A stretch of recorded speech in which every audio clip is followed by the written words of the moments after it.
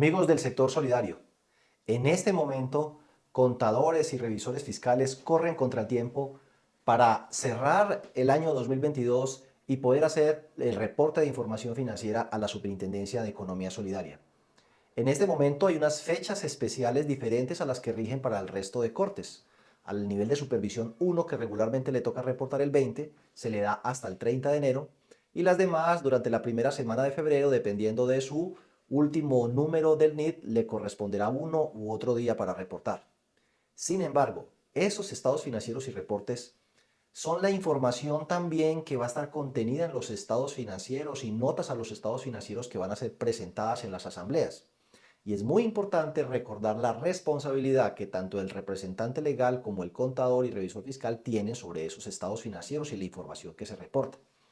La ley 222 de 1995, que reformó el Código de Comercio, en su artículo 37 establece la obligación de que el representante legal y el contador certifiquen los estados financieros, unas afirmaciones que hay en ellos. Y el artículo 38 de esa misma ley 222 de 1995 establece que el revisor fiscal, o a falta de este, el contador público independiente, debe dictaminar esos estados financieros. ¿Qué significa una cosa y qué significa la otra? Al respecto, el artículo 57 de la misma ley establece que certificar los estados financieros, lo cual es responsabilidad del representante legal y del contador público, implica verificar 5 afirmaciones. La primera, la existencia, es decir, que los activos y pasivos existen, es decir, se deben y se pueden reconocer.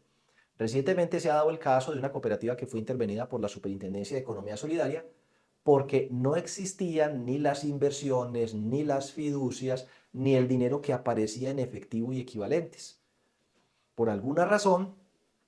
al interior de la organización se conciliaban las cuentas, se causaban los intereses basado en unos extractos que el representante legal, quien era la única persona autorizada para manejar el token, las plataformas, las inversiones y los accesos, le entregaba esta información ya impresa a la contadora para que causara. Basado en eso, enviaban los documentos a la Superintendencia de Economía Solidaria y basado en eso se establecía por parte de la revisoría fiscal, por ejemplo, el cumplimiento del fondo de liquidez. Al final, como resultado de una auditoría de la superintendencia que circularizó los bancos para establecer si esas inversiones sí existían, se encontró que el faltante puede ser, no sé, 4.000, 5.000 millones de pesos en cuentas inexistentes, fiducias inexistentes, inversiones inexistentes. Y resulta que ahí entonces recae una enorme responsabilidad sobre ese revisor fiscal, sobre ese contador, y bueno, en este caso, pues el gerente tiene una enorme responsabilidad que tendrá que dar explicaciones por qué entregaba documentos sobre inversiones que no existían, en el que seguramente tuvieron que alterarse los documentos. Y así por el estilo, necesitamos verificar si sí existen esa propiedad, planta de equipo, si sí existe esa cartera, si existen esas cuentas por cobrar y si existen las obligaciones. Resulta que en esta misma cooperativa, la Superintendencia de Economía Solidaria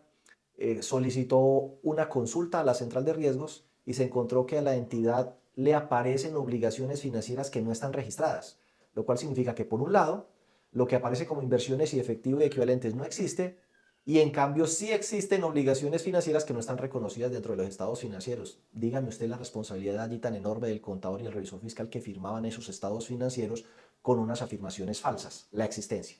La otra, la integridad de que todas las operaciones están reconocidas en esa contabilidad y en los estados financieros, que los derechos y obligaciones están reconocidos y que están debidamente valorados de acuerdo con los marcos técnicos contables. Y ahí hay otra cosa muy importante que revisar: cómo estamos midiendo, valorando las inversiones, por ejemplo,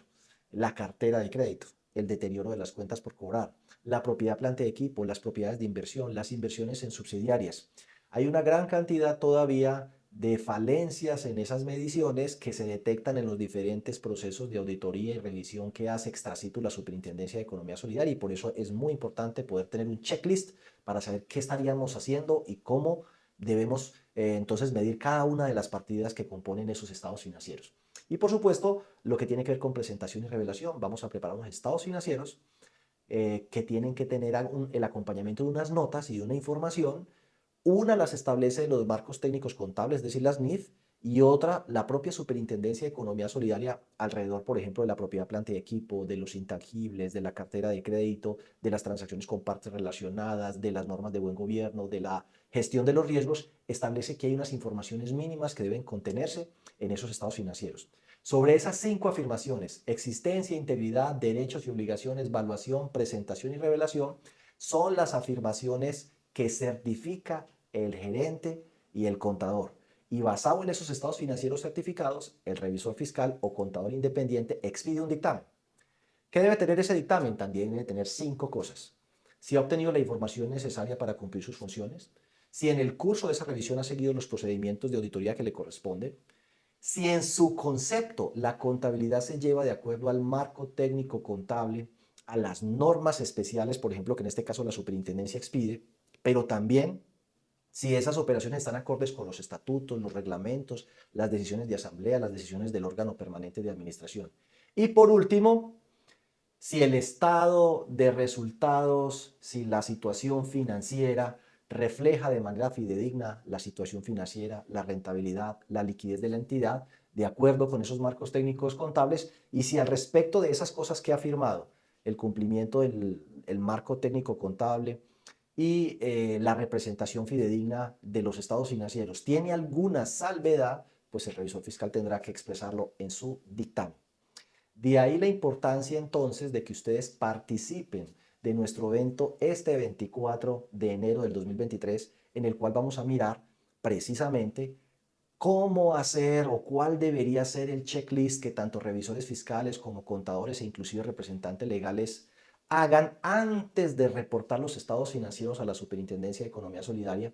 y que los deje a uno medianamente tranquilos respecto a que voy a poder certificar con tranquilidad esos estados financieros y que voy a poder dictaminarlos porque se cumplen esas afirmaciones y se cumplen los marcos técnicos a los cuales estas deban sujetarse, y no nos llevemos con la sorpresa de que estemos aprobando estados financieros, distribuyendo excedentes sobre partidas inexistentes, mal medidas, mal reconocidas,